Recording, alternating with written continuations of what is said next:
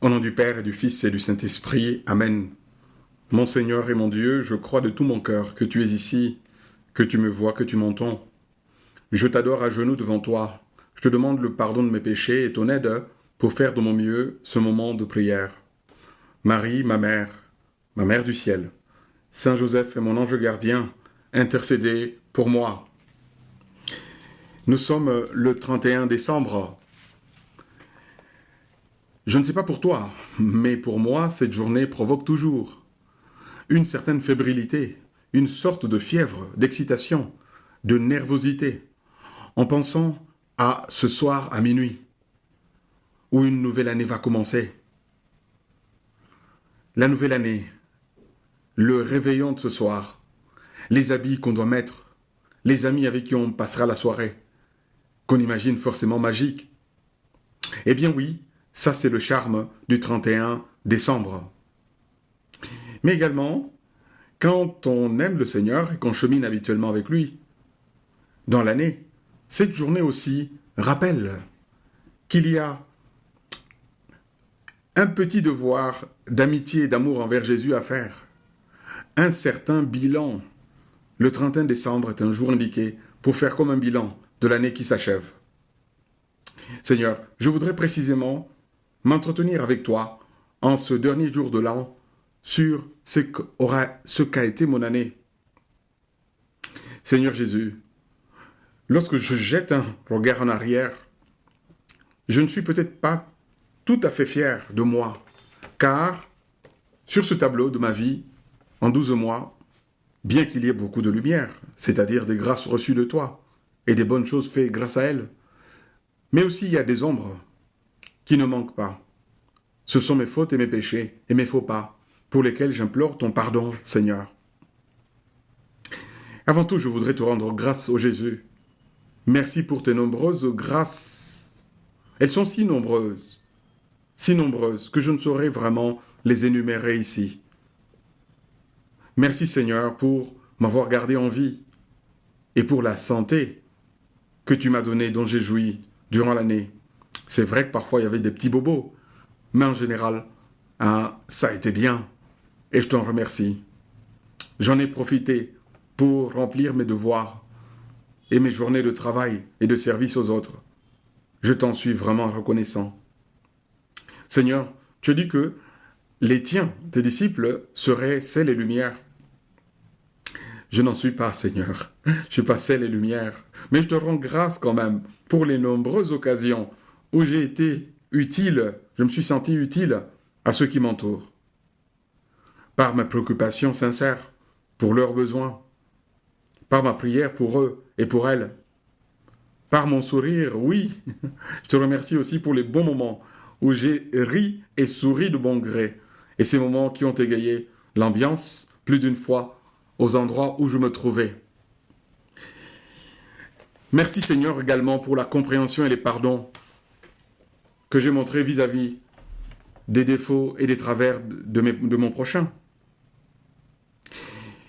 Et ça, je peux continuer. Il y a tellement de choses à dire, Seigneur, pour te rendre grâce. Je peux continuer des heures et des heures.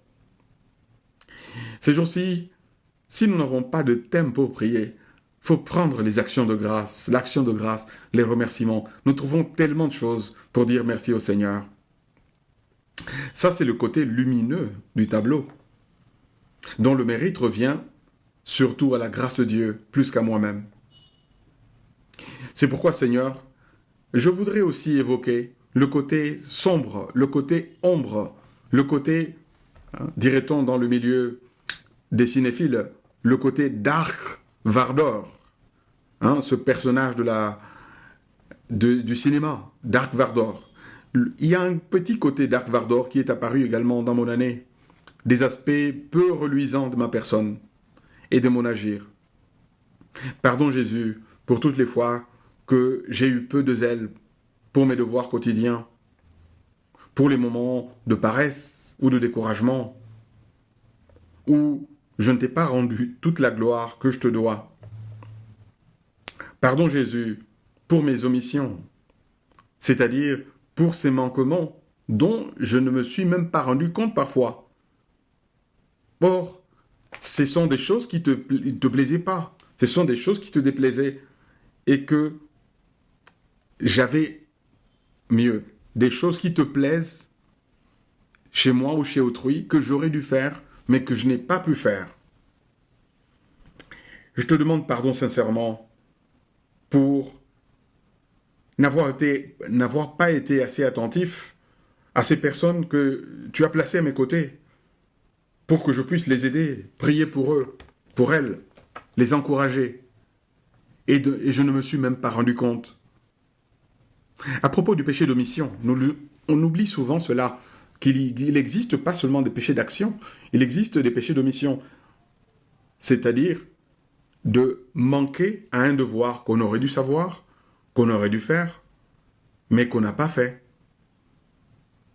Un ami à moi me racontait à ce propos les déboires de sa petite fille à l'école.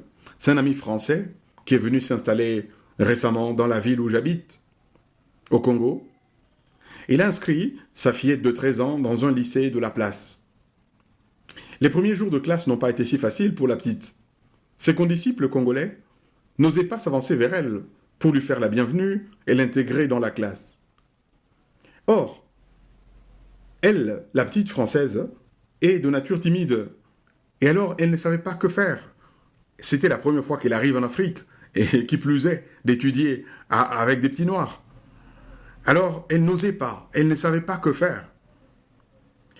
Et les autres attendaient. Et alors, un après-midi, le papa vient pour la reprendre. Il y a un petit qui a du toupet là, qui s'avance et qui lui dit, et il lui jette à la figure du papa, « Votre petite fille est raciste.